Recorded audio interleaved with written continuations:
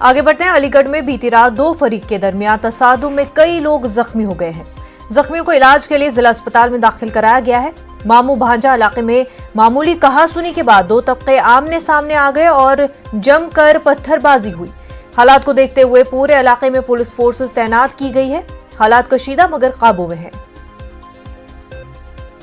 आपस में सब्जी बेचने वाले तो आपस में लड़ रहे थे और उनके दरवाजे के सामने लड़ रहे थे, तो उन्होंने कहा भाई यहाँ क्यों लड़ रहे हो, वहाँ से हटो, उसको छोड़कर आप उनके ऊपर चिपट के मार दें।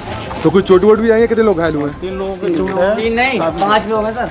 पथराव भी हुआ था? हाँ 5 लोग हैं। 5 भी हुए हैं। पथराव भी हुआ था? हाँ छोटा मोटा पथराव हुआ है, तो प्रशासन सख्ती से कार्रवाई करेगा। दो पक्षों के बीच की बात है। इसमें आपस में किसी छोटी सी कहासुनी को लेके वाद विवाद हुई, गाली गलौज हुआ, मारपीट हुई और किसी ने एक दूसरे के ऊपर पत्थर भी फेंके हैं।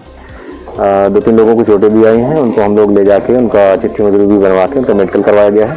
सम्यक धाराओं में जो आक्रामक पक्ष है उसके विरुद्ध मुकदमा पंजीकृत किया जा रहा है। अलीगढ़ से हमारे नुमाइंदे कामरान हमारे साथ जुड़ चुके। कामरान, पूरा मामला है क्या? देखिए मुनज़्ज़म, मैं आपको बता दूं कि अलीगढ़ की मिलीजुली आबादी का इलाका है मानक चौक और मामू भांजा। यहाँ कल रात कुछ 2 लोग आपस में किसी बात को लेकर तकरार हो रही थी। उसी तकरार को इतना ज्यादा बढ़ा दिया गया कि कुछ ही देर में दोनों तबकों की तरफ से पथराव होने लगा। बताया जा रहा है कि 2 तरह की बातें सामने आ रही हैं अभी तक निकलकर। एक तो यह है कि जो मूर्ति विसर्जन होता है गणेश जी का, उसको लेके कुछ बात थी और जो ताजिए इस बार नहीं निकलने दिए गए उसको लेकर आपस में कुछ कहासुनी हुई थी 2 तबकों के बीच में।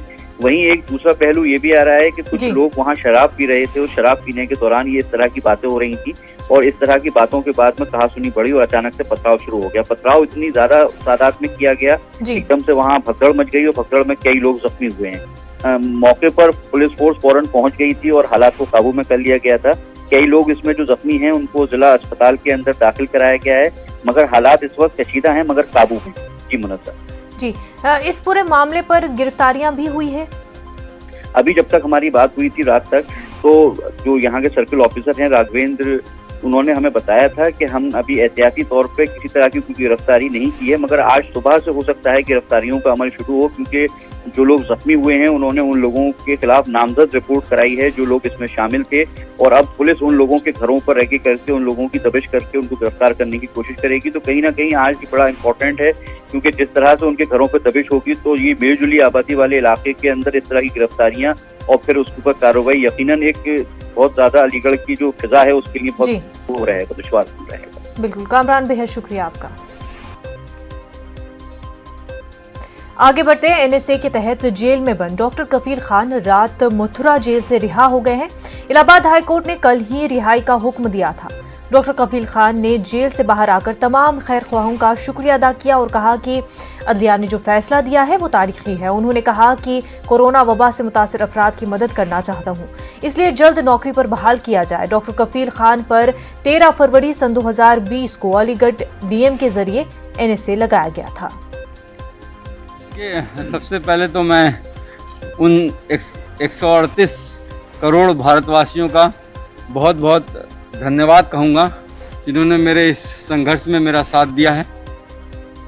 मैं जुडिशरी का बहुत शुक्रगुजार हूँ जिन्होंने इतना अच्छा ऑर्डर दिया जिसमें उन्होंने लिखा है कि उत्तर प्रदेश सरकार ने एक झूठा, बेसलेस और एक फिक्शियस केस, मतलब बिना बात के एक ड्रामा करके एक केस बनाया और मुझे 8 महीने तक इस जेल में 5 दिन तक बिना खाना दिए हुए, बिना पानी दिए हुए इस तरह से मुझे प्रताड़ित किया गया। डॉक्टर, क्या अपील करना चाहेंगे मुख्यमंत्री से? मैं मुख्यमंत्री से यही निवेदन करना चाहूँगा कि मुझे मेरी नौकरी मुझे इज्जत के साथ वापस कर दें, ताकि मैं कोरोना वॉरियर की तरह एक तरह से उन लोगों के लिए कुछ काम कर सकूं। देखिए, डॉक्टर कफील की रिहाई धर्मनिरपेक्ष ताकतों की जीत है और आज फिर से ये सिद्ध हो गया है कि हमारे देश की न्यायपालिका सर्वोपरि है और उसके द्वारा दिया गया जजमेंट सर्वमान्य है।